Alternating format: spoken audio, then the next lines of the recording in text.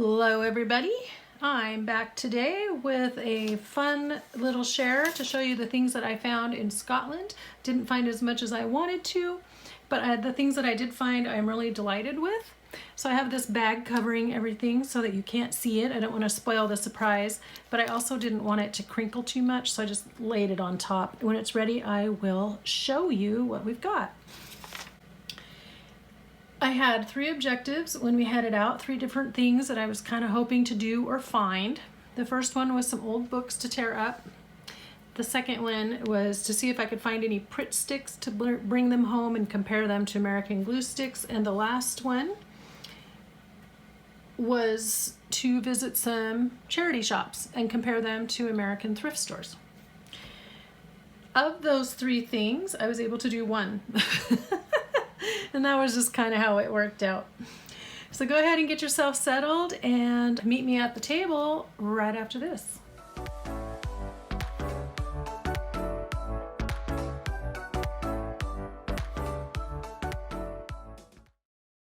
Okay guys, I'm going to chime in here with a voiceover.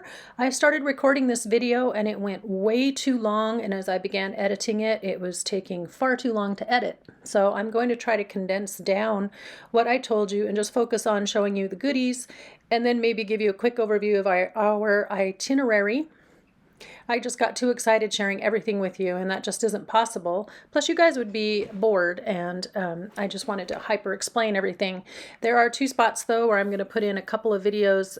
One from the beautiful choir that we heard at St. Giles Cathedral in Edinburgh, and then also at Culloden, where we got a wonderful explanation of the battle that took place. So I will just focus on the parts where I reveal to you what I actually found, and we'll go from there. As you know, we started our trip in Edinburgh, Scotland. We had an entire day in the city before we were supposed to meet up with my brother and his family the next day. So we started by walking up the Royal Mile.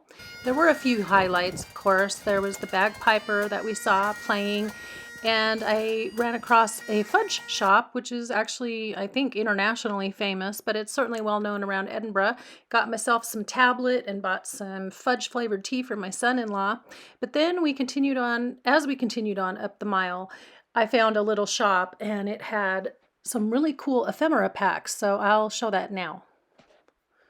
And I found a display that had all kinds of these, what they were calling replica ephemera, and so I thought, why not? It's only 8 pounds, so let's try it out. So I haven't even opened this yet, guys. We're going to open this on camera and see what's in here, because I am curious as to what they had. And I picked the one that was, what did they call it? Victorian household, because they had World War II, they had I don't know, boats and different things. So anyway, I'm just kind of curious as to what did they have in here. So looks like we have a little booklet with different advertising cards. Oh, look, and then it shows you on the back. This is the actual advertisement, and then the picture that would have gone with it. So zebra polish, not for polishing zebras, but zebra brand. Oh, that is cute. Look at all these cute little images. Oh, wow. So that'll be fun. Take those apart. I've got to start doing more vintage style journals. I haven't really done that too much because I've just had other interests, but those would be great to put in there. And then there is this, the carbolic smoke ball. It will positively cure your coughs, colds, catarrh means cough in Spanish, asthma, bronchitis, hoarseness, loss of voice. I think I need one of these. Sore throat, influenza, hay fever, snoring, croup, wow, whooping cough, neuralgia, I'm not sure what that is, headache. And so you just inhale the carbolic smoke. I have no idea what carbolic smoke is, but isn't that interesting? And then a whole pamphlet full of testimonials, and then he looks more sick inhaling it than he probably started out looking. I don't know. That's fun. And there's this cute picture of a Victorian family, which actually, oh, there's more, it unfolds. This looks a lot like a picture I have of my husband's dad when he was little. I'll have to show you that sometime. There's a family. There's a family. Here's a family. Oh, that's great. Oh, and then, so this would have been what was on the back, you know, because the studios would print their advertising on the back. Oh, there's the kids. Oh, how fun. And there's a house that looks very much like the one we stayed in Inverness, so that's cool. So I have that. Hygiene, disinfectant, antiseptic, Judson's Hygiene. Okay, so it's, oh, I've got it sideways. I see. The doctor says I'm suffering from a complicated disease called cholera, typhoid, diphtheria, diarrhea. Goodness, you are sick. Oh, that's great. So he's going to take his disinfectant antiseptic deodorizer. That's like, ooh, doesn't sound good, does it? Okay, so this thing, it's like a little newspaper. How cute. To buy, sell, or exchange anything, to get a place or obtain a servant. I need one. I need a housekeeper and a cook and a valet and a butler. I guess I would get a lady's maid, wouldn't I? Look at that. So it's an old newspaper, like the classifieds. Oh, that's great. Oh, this is a fun little pack. Okay, and here's some of that ephemera. That'd be great. Marriage of the Prince of Wales and how much everything cost. I need to hurry. Here's this. Just all kinds of advertisements and ads. This is great. Pyramid nightlights. The Burglar's Horror. Yeah. You know what? I'm not worried if any burglars get scared. It's not really our problem, is it? Okay, an ad for the Ladies' Home Journal. These are really nice. Oh, these are fun. These would be fun to tuck into journals, truthfully. The electropathic belt. I think you're supposed to get skinny on these. Soap. This is a whole booklet for designing and decorating your house. Oh, these are neat. Oh, those are fun. This is like the Sears catalog, only the British version of it. And the license for male servants, carriages, armorial bearings, and dogs. That pretty much covers it all, doesn't it? I don't know why all these things go together. Somebody explain that to me. $18.99. So these are all belong to the same establishment. It looks like it's for the house to be able to own or hire these things and to have a dog. Interesting. Well, that's a little glimpse into Victorian life. It's kind of like how you have to register your pet, you know, get a dog license. The electric corset, that sounds horrifying. It's the very thing. Yeah, and this is the pack. So, oh, that is fun. I'm glad I picked that up. That's got lots of fun stuff in it. Other highlights of our day in Edinburgh included seeing, of course, the castle up at the top of the hill, a stroll through Princes Street Gardens, which you see here, and it sits just below Edinburgh Castle. Well, I was taken with the floral clock that they have on display there that's been there since 1903 and has been featured in several floral shows. Then we went to the Museum of Scotland, National Museum of Scotland. You see my husband here hamming for the camera. And there's Dolly, the famous cloned sheep, among other treasures, all kinds of historical, mechanical, and other interests. Just around the corner is the National Library, and they were holding a bookbinding competition. And there's the Elephant House where Harry Potter was first born. That's where the magic happened. But our highlight of the day was visiting the choir at St. Giles Cathedral. So I'm going to share some of that footage with you here.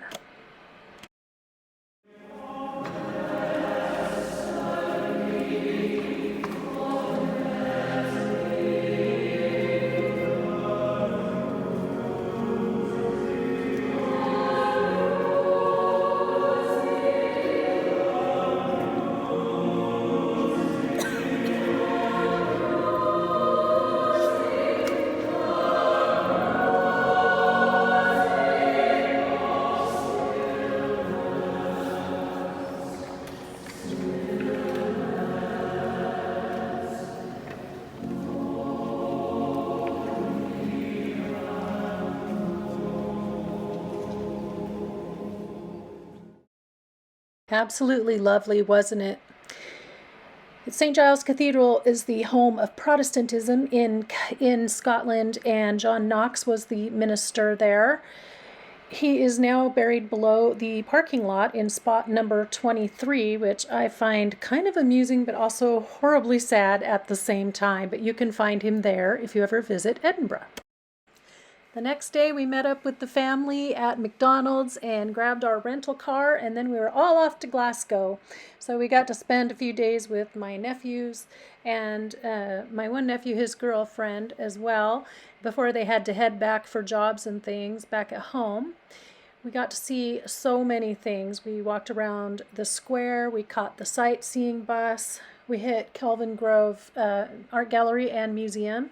And right there you can see a beautiful mural painting of St. Mungo, the patron saint and founder of Glasgow. We got to see quite a lot of the city by doing the sightseeing bus, which helped our feet out tremendously, but gave us a good insight into what the history and other things. Lots to find amusing, especially these statues with the cone heads and the hats on them. Second day out, we went and visited the Burrell collection, which I told you before was a collection by a private gentleman who had done a great act of service for the crown and was rewarded with money and an estate. So he began that fancy collection of all sorts of wonderful objects from around the world. Interestingly, the place where it's housed, he handpicked the site because he wanted it to be away from the noise and the dirt and the dust of the city. So he picked the place where it is out in the country. Later that day, we took a visit of the botanical gardens there in Glasgow, which are incredible. We didn't get to examine them nearly enough because we were kind of running out of time. But my brother and I managed to find, of all things, at the botanical garden, we found a book fair. So that was very exciting. All books were somewhere between 50p and a pound 50, but the one book that I found, my brother found it actually, and I was in love with it, turned out it was 22 pounds. So I put that one back, and I didn't really find much in Glasgow as far as things to make journals with or whatever, but we had a lot of fun. We spent 2 or 3 days there. After that, we headed on up to Inverness. So I have to say, I really enjoy Inverness. I did find most of my things in Inverness. So along the way, I had gotten myself locked out of my debit card because I was trying to put in the wrong PIN number. And you know how when you're you do something automatically without thinking about it when you're at home, but when you're on vacation and your brain apparently goes on vacation too and you can't remember your PIN number. Yeah. So my lovely lady at the credit union helped me iron all that out so that we could have money on our trip. And my husband's debit card wasn't working at all, so she fixed that problem too. And that's where I'm grateful for a 7-hour time difference, because by the time we figured out there was a problem, I could go home and send her a message, her email, and then she had the problem fixed that night, so that when we woke up in the morning, you know, because it was only like noon here, and that was really great. So I bought her a thank you gift, and I bought one for me too because it was really pretty. So this is not for crafting, but I wanted you all to see it. It's a gorgeous tea towel. It has country flowers. Does this not look like Edith Holden? Has country flowers and different sights and things that you can see. Just so pretty. So I got her one of these as a thank you. So I wanted to share that with you because it's so beautiful. First day in Inverness. What did we do? Okay, so the first day we went to see the battlefield at Culloden, the Culloden Visitor Center. I talked to you a little bit about that's where the last great stand for the Jacobites trying to get Charles Stuart and his father James, King James, reinstated to the throne because they were Catholic and they'd been ousted by the Protestants. We got the best explanation of this whole battle and kind of how it went down from tour guide Andy, and I'm going to put that in here because this is the most educational and the best explanation of the battle you're going to hear anywhere. This is tour guide Andy explaining to you what happened. Fear. So if you're a government soldier, you're doing your drills, say you fumble, drop your musket, accident, but you're going to be flogged. If the man flogging you doesn't use equal force on all of those lashes, he's next in line. So they are under an immense amount of pressure to perform perfectly. They're so good, in fact, that the army as a whole can send off a rally of musket fire every 6 seconds. That means the individual man needs to be firing his musket 3 times a minute. Hopefully some of you got to glimpse some of those muskets in the exhibition, get an idea of how difficult they are to use. Have your big heavy musket, have your cartridges strapped to your hip, pull one out, tear it open, dump a little gunpowder into the pan, close it up, flip it over, pour it all down the barrel, jam it all down. Remember, this is spring-loaded mechanism, you better hope it doesn't go off while you're doing this. Stick that ramrod in the ground, pick it up, fire, pray it goes off, and do it all again. Now they don't just have muskets, they also have cannons. And not just cannonballs, but grape shot, canister shot, which essentially turns the cannon into a rifle. Spraying out shrapnel, can take out 20 men at a time. The government forces are an absolutely formidable foe to go up against. On the day of the battle, they're lined up just where we're standing. The government front line is along this line of red flags. Now if you can see that red flag at the very end, you can imagine that it would have extended for about another mile. And this is just the front line. We would have had a second line approximately out where the cottage and the visitor centre is, and a third line out where you see that Europe in the distance. Now the Jacobites, they are not at a technological disadvantage. They have the muskets, they have the cannons. What they haven't had is that same practice. They've only gotten their cannons 5 weeks earlier from the French. And to be quite honest, most of them are more concerned with not starving and freezing to death. And on the day of the battle, they're lined up across the field, out where we see those blue flags in the distance, white flagpoles. If you look against these trees, the dark trees over there is going to give you the best view of that flag. Suffice to say, it's quite far away. The Jacobites, they don't just stand at a distance and shoot. What they do, what they are so good at, and what has given them such a reputation of being fearsome warriors, is hand-to-hand combat. It's called the Highland Charge, and this is how it starts. Out on that side of the field, they begin their war cries, chanting. These are regional, based on where the clans have come from. And then they come charging across the field, and when they're about 50 to 100 meters out, they all fire their muskets at once and toss them aside. Muskets are no good in close combat, and they're not interested in shooting anything. What they really want to do is create a smoke screen. Suddenly they're invisible, and they can do what they do best. So they're armed with the tars, which is that leather-clad circular shield. Under that they have the dirk, and in the other hand the basket-hilted broadsword. In close combat that also doubles as brass knuckles. In the end, if you've ever heard the term to give someone a good pummeling, comes from that, because that end bit is called the pummel. It's great for doing just that.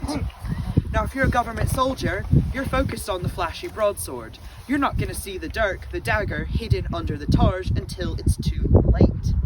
By that time, they've got you down and they're already cutting into the second row. This method of battle is what has won them every fight up until Culloden. But here, as they come running across, exploding through the smoke screen, crashing into the government front line just here, well, it's only just here that they manage to break through. Because the rest of the Jacobite front line is stuck in waist-deep bog. This means that the Jacobites that have broken through are undefended on the sides. Government front line is free to sweep in, surround the Highland Charge, and in just 2 to 3 minutes, exactly where we're standing now, 700 Jacobites are slain. Now, while the government soldiers are professional soldiers, this is their job. Most of the Jacobites are here because they believe in a cause. They want to see the cause won, and they want to go home to their families.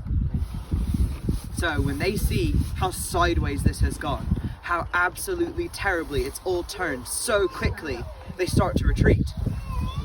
The government soldiers, on the other hand, the Duke of Cumberland, he doesn't want another uprising. He doesn't want any Jacobites surviving to continue on the Jacobite cause, so they pursue the fleeing Jacobites across the field.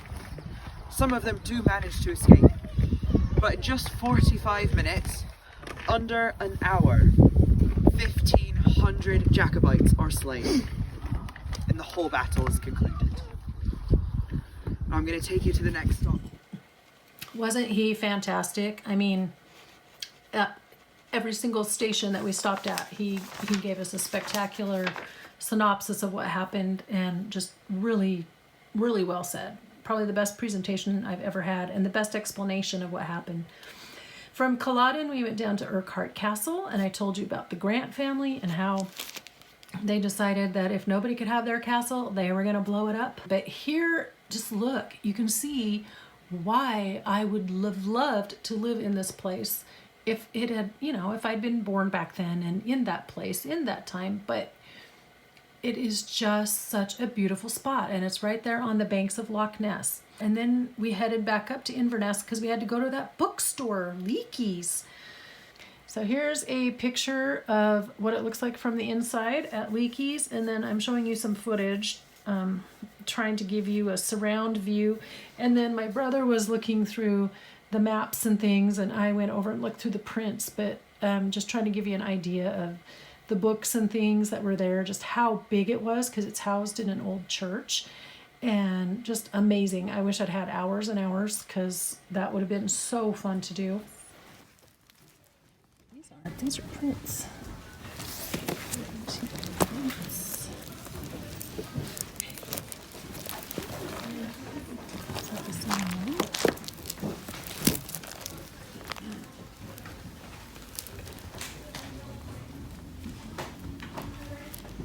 Bunch of Italy over here. You don't really need Italy. No. Nope.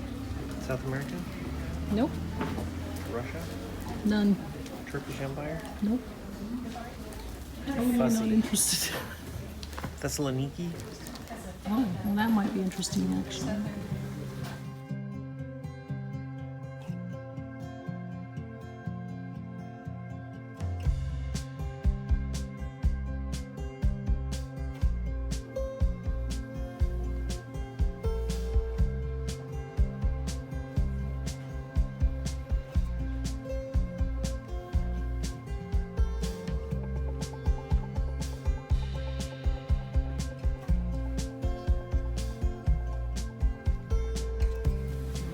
I'm not really sure there's anything that I definitely need to have. Desperately, I mean. Then the next morning, we wanted to do a little shopping and looking around some more. So we found a little place, and this is where I found some of my bestest treasures. It's called The Merchant. And it has all kinds of antiques, collectibles, and she had been on that show, The Antique Road Trip.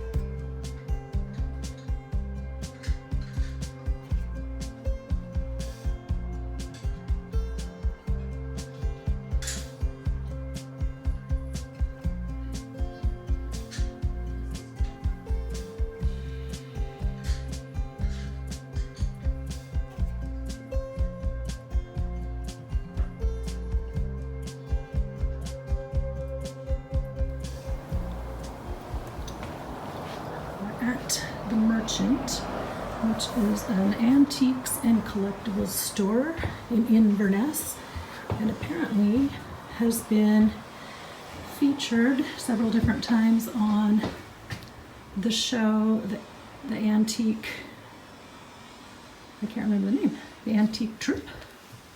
Now, I can't remember what it was called. Anyway, I'll have to get the name of that and put it here in the video. But so many beautiful treasures. You guys are going to be excited later when I show you the things that I found downstairs. Marvelous ephemera and things for journals. So we're just having a fun, happy day. I'm hoping to get a lot of good shopping done today. So that's my little peek around the upstairs. And now I'm going to head back downstairs, catch up with the group. And she also said I could have the cards 2 for £1 instead of £1 a piece, which has me very excited. Let me show you what I found, because this is what I have been waiting for. So what I found in there, oh, I love this sack. Ooh, we're keeping that. Keeping that. What I found in the merchant was a ton of old vintage postcards and greeting cards. Let's see, it looks like she kind of divided them up differently than I had them. So hold on, and then I'll flip through super fast so you can get an idea of what I had. Now, the postcards, please note that when I buy vintage postcards here in town, that they run about $3 a piece, okay? This one was more, it's like a postcard greeting card bookmark. Isn't that cute? So this one was a little bit more. There are a couple that were a little bit more. But so when I'm buying vintage postcards like this, I have to pay $3 a piece easily. You want to know how much hers were? 25 cents essentially per card. And then I think she gave me a discount truly because I bought so many. So I was just looking for pretty pictures and images and churches. And man, I just really got lucky. Canterbury Cathedral. Look at that, how pretty. So I have decided that from here on in, there's Edinburgh Castle, I think. Pretty sure. Art galleries and castle. Oh, and another thing, we were gonna go into the art gallery, and I can't remember the exact name of it, but it's this one right here. When we were in Edinburgh. And so for those of you that are Outlander fans, I don't know if I have a scoop for you or not, but I just finished watching season 5 on Netflix, and I know that they were going to make one more season and be done, but it was closed. The museum was closed, the art gallery, because the Outlander crew was filming there. So does this mean there will be a season 7? I don't know. I really don't know. But anyway, so it was completely blocked off.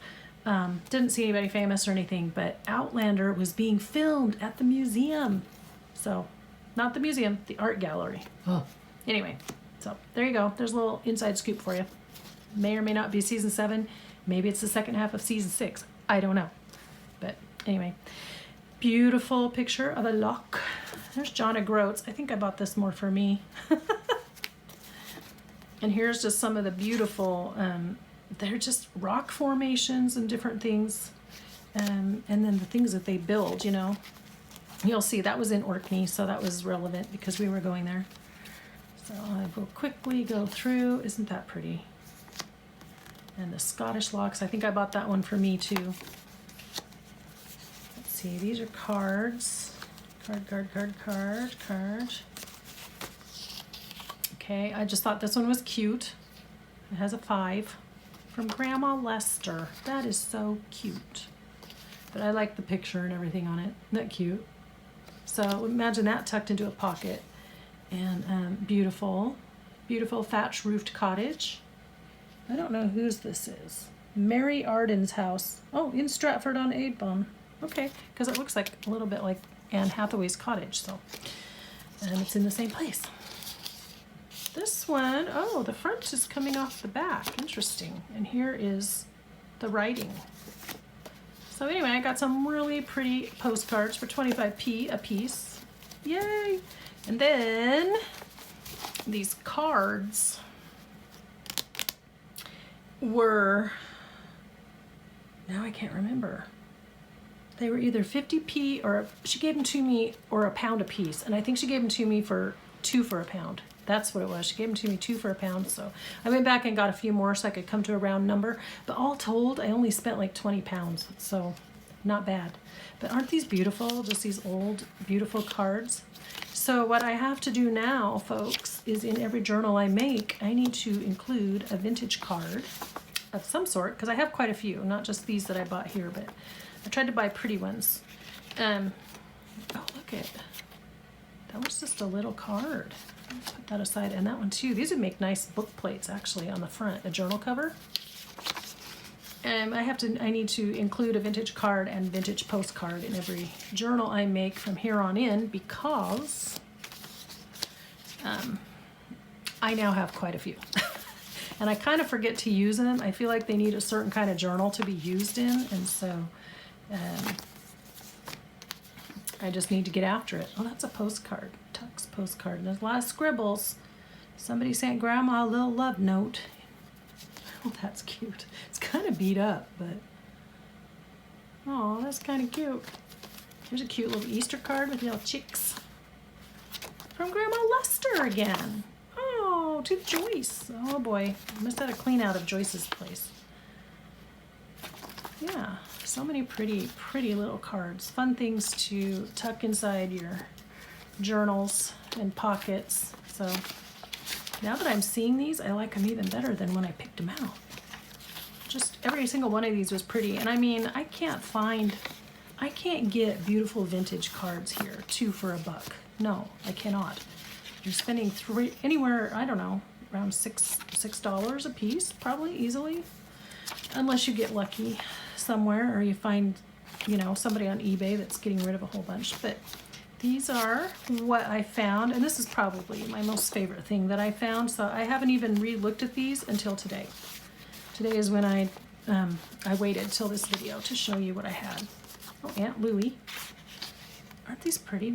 I just tried to find pretty pictures, pretty flowers, and themes that I know are what I make, you know? That one's pretty too. None of these are particularly masculine. Oh, look, I said 1928. Merry Christmas. Oh, I'm going to have to hold that up. That's a Christmas card. Okay, maybe I'll still use it in a spring card. And a spring journal. Look at that.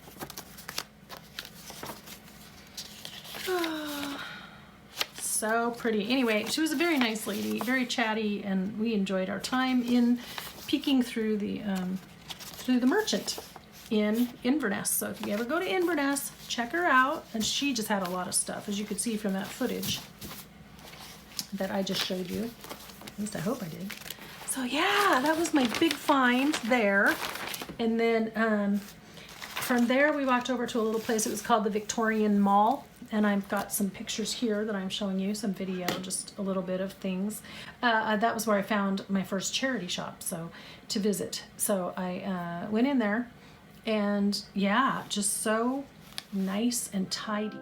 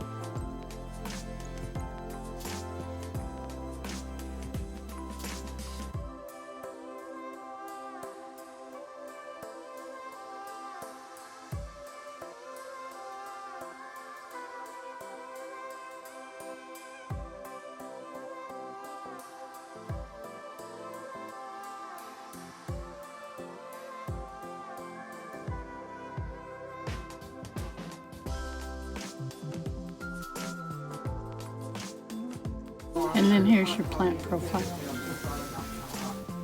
What about winter? Was that the first one? I forgot about winter. Where's winter? Oh, that's right. Oh, it starts in December. Okay. Oh, I see. That was ivy. That's why it looked black and white. Cool. How much is it? Hardbacks are £2. And I found these 2 books in that charity shop.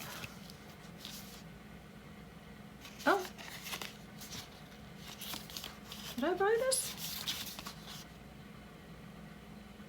I must have bought this because my kids have a dachshund. I don't remember buying this, but I bet I did. Okay, put that in the birthday card pile. That's cute. So I found these 2 books. I tried to get my mom to hold it and flip through it, but she was not getting the idea of what I wanted her to do. So you kind of see it a little bit in the video, but she was trying to not turn the pages. I'm like, keep turning, keep turning. But anyway, I think these are neat. They have pretty images on the pages, nice writing space, so that can be used. And then this one was called Compliments, a Treasure of Tributes. Ooh, maybe we'll find something in there to read because I don't have anything to read today. Oh, isn't that pretty? Look at that. Pretty. What time he can spare from the adornment of his person he devotes to the neglect of his duties. Well, that doesn't sound like a compliment. It sounds like an insult. Oh, well, maybe some of these are insults and some of them are compliments. He has occasional flashes of silence that make his conversation perfectly delightful. He will even tell a lie when it is not convenient to. That is the sign of a great artist, you know. Oh, that was about Richard Nixon. Oh, burn. Yeah, questionable compliments. Okay. He is not deep but remarkable, a hasty kind of genius. Oh my, maybe I should have read this book better before. Oh, here's a good one. That woman is a blessing to me, and I never see her without being the better for her company. About his friend. Oh, that's sweet. Here's me. This is me. She is the perfect example of how to grow old and proves how wrong it is to make too much effort in the ways of artifice. Yeah, I'm going to be the perfect example of how to grow old. She was the light and not the lamp. About her mom. Here's, my child is a phenomenon, really the most wonderful natural production I ever beheld. Aw, mine too, Lady Holland. Okay, so anyway, it's got all kinds of fun, beautiful images and compliments, but I am not reading really anything that we could just close our session with. But anyway, isn't that the coolest book? So, compliments, tributes to friends, lovers, rivals, and relatives. So those were the 2 books I found there at that cute little charity shop. And then so I'm going to wrap it up here so that the video doesn't go forever long. After this, we went up north and visited the Orkney Islands. There's just so much history and ancient structures and civilizations, so much to see. The blanket that I was displaying on today is one that I bought for myself in Inverness, and I got my kids a couple that are very similar. So it's wool, and that was something I was definitely wanting to bring back for myself. I will close out after this by showing you several pictures from around my brother's town where he lives. As you know, I was sick when we got back. I spent one day in bed, and my mom and my husband did some touring around to the pottery place, to the old course at St. Andrews, which is open to the public right now to walk because, or it was at that time, because the British Open is being held there even as I record this film. So that was pretty exciting. He's always wanted to just be on the course, and so now he can say he's walked it. And so we spent 3 days in town with my brother and just having a good time. We were able to go up and do some more charity shopping in St. Andrews. So I have more footage about UK life that I would love to share with you, but it's just going to take so long on this video. And so what I'm going to do is just do a little special excerpt, and I will share it. I don't know if I'll be able to get it done by this Saturday, but I will definitely share it probably the following Saturday for sure if I don't have it up this week. You can look on the community tab on my page for an announcement to see if I have that up for sure or not, or I might even put it on my Instagram. Who knows? All right, guys, I don't have a quote, so if you have something special you'd like to share, please put it down in the comments today and give us all an inspiring thought for the day. And until next time, I hope you will all be inspired and do something creative today. Have a lovely week, and I will see you in the next video. Bye-bye.